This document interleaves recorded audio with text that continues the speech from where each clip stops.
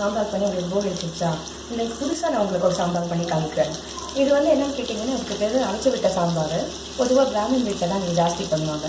சரி, இப்போ அதை எப்படி பண்ணுறதுன்னு நம்ம பார்க்கலாமா? முதல்ல ஒரு கடாயை எடுத்துக்கோங்க. அதில் வந்துட்டு நம்ம கொஞ்சம் நல்லெண்ணெயை விட போவோம். நல்ல வாசனையான நல்லெண்ணெயை விட்டிங்கன்னா இன்னொரு டேஸ்ட்டு சூப்பராக வரும். ஸோ இப்போ நான் செக்கில் ஆட்டின நல்லெண்ணெயை விடுவேன். கொஞ்சமாக ஒரு ஸ்பூன் விட்டுக்கிட்டா போதும். இதில் கொஞ்சம் வெங்காயத்தை, இந்த சின்ன வெங்காயம் இருக்கு இல்லையா, சின்ன வெங்காயம் அரைச்சி விட்ட சாம்பார் தான் இருக்கிறதுலே ரொம்பவே டேஸ்ட்டாக இருக்கும். ஸோ நான் இப்போ என்ன பண்ண போவேன்னா, நம்மளோட சின்ன வெங்காயத்தை போட்டு நல்லா வதக்கி அந்த கலர் லைட் ஆகிற அளவுக்கும் இப்போ நான் முதல்ல வதக்க போவேன். இந்த இதில்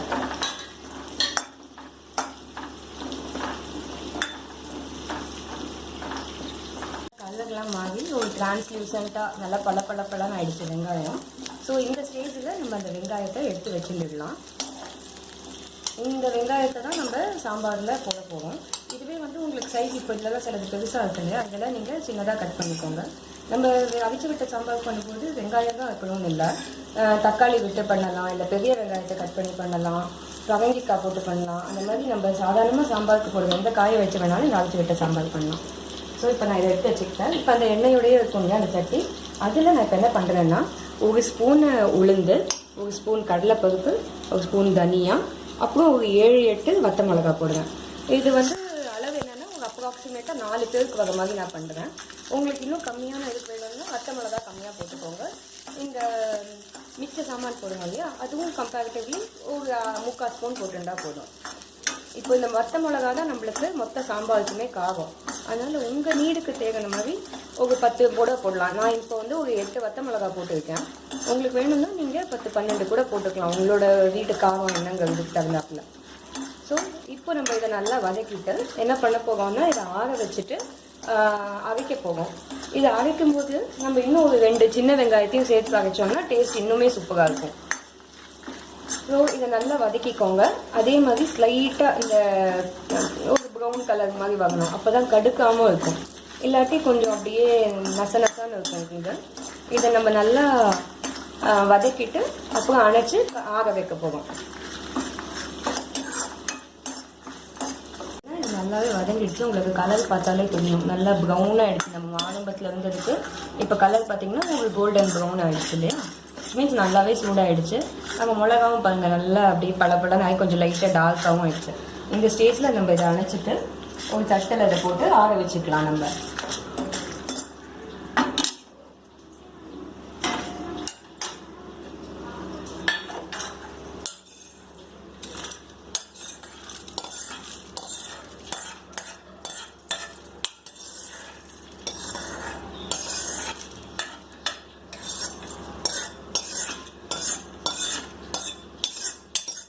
அடுத்து இப்போ நம்ம சாம்பார் பண்ண ஆரம்பிக்கலாம். அதுக்குள்ளே இதை ஆறிடும், நம்ம ஃபைனலாக இதை வந்து அரைச்சிக்கலாம். இப்போ ஃபஸ்ட்டு நம்ம என்ன பண்ண போகிறோம், நம்மளோட சாம்பார் பாத்திரத்தை எடுத்துட்டு இதில் நம்ம ஏற்கனவே புளியை நான் கரைச்சி வச்சு வைக்கிறேன். புளி கரைக்கிறது நம்ம எல்லாருக்குமே தெரிஞ்சிருக்கும், இருந்தாலும் சொல்கிறேன். ஒரு எலுமிச்சம்பழம் அளவு புளி எடுத்துக்கிட்டு அதில் வார்ம் வாட்டரை போட்டு நல்லா தண்ணியை விட்டு விட்டு விட்டு இந்த மாதிரி புளி தேய்கிற அளவுக்கு இது பண்ணியிருக்கேன். இப்போ வந்துட்டு நம்ம இந்த புளி தண்ணியை ஃபில்டர் பண்ணி விட்டுட்டு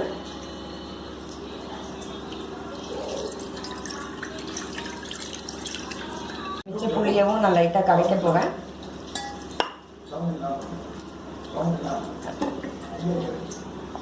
கரைச்சி இப்போ இதுவே வந்து நம்மளுக்கு புளியாக இது பண்ணிவிட்டு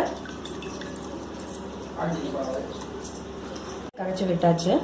இப்போ இதில் இன்னும் கொஞ்சம் மஞ்சள் பொடி, உப்பு, கருவேப்பிலை. இப்போ நம்ம வந்து இது வெங்காய சாம்பார் அப்படிங்கிறதுனால நம்ம பெருங்காயம் போடலை. வெங்காயம் போடுற இதில் நம்ம பெருங்காயம் போடக்கூடாது. வேறு எந்த சாம்பார் நீங்கள் பண்ணுறீங்கனாலும் பெருங்காயமும் சேர்த்து ஆட் பண்ணிக்கோங்க. உப்பு தேவையான அளவுக்கு இதை போட்டு நம்ம வதக்கி வச்சோம் இல்லையா வெங்காயத்தை, அந்த வெங்காயத்தையும் இதில் போட்டு கொதிக்க விட்டுடலாம். அப்போ தான் வெங்காயம் வந்து நல்லா சாஃப்டாக ஆகும்.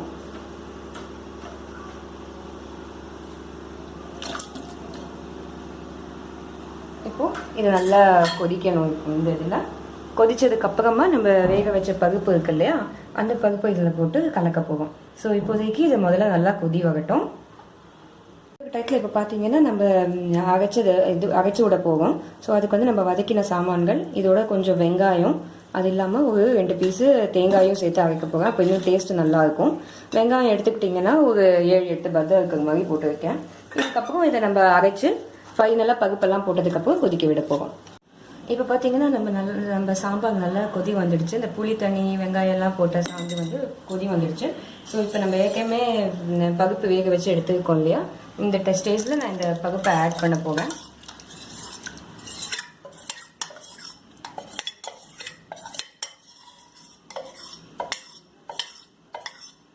சாம்பார் இந்த ஸ்டேஜில் கொஞ்சம் தண்ணியாக இருந்ததுன்னா தப்பு இல்லை. நம்ம அரைச்சி விடும்போது இன்னும் கெட்டியாயிடும். ஸோ கொஞ்சம் தண்ணியாக வச்சுருக்கேன்.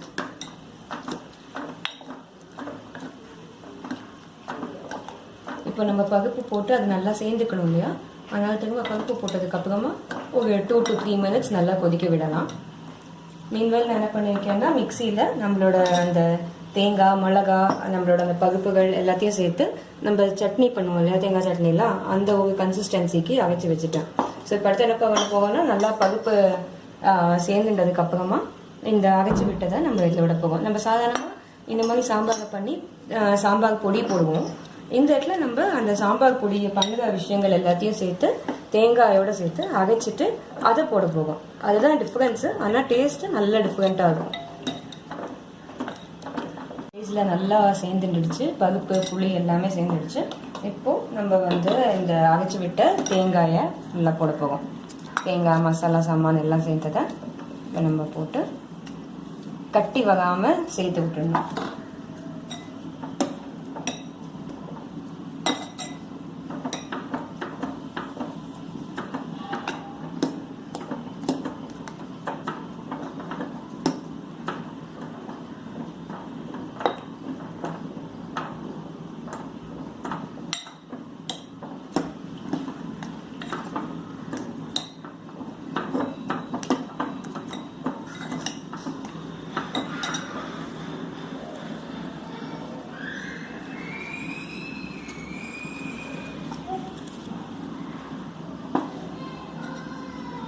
அவ்வளோதாங்க, இதோட அரைச்சி விட்ட சாம்பார் சூப்பராக ரெடி ஆயாச்சு. இதுக்கு மேலே நம்ம தாளிக்கிறது, கொத்தமல்லி போடுறது, இந்த மாதிரி வேலைகள் தான். மிச்சபடி இந்த சாம்பார் டேஸ்ட்டு சூப்பராக இருக்கும். டேஸ்ட்டில் நல்லா சேர்ந்துடுச்சு, பருப்பு புளி எல்லாமே சேர்ந்துடுச்சு. இப்போது நம்ம வந்து இந்த அரைச்சி விட்ட தேங்காயை நல்லா போட போவோம். தேங்காய் மசாலா சாமான் எல்லாம் சேர்த்ததை நம்ம போட்டு கட்டி வராமல் சேர்த்து விட்டுடணும்.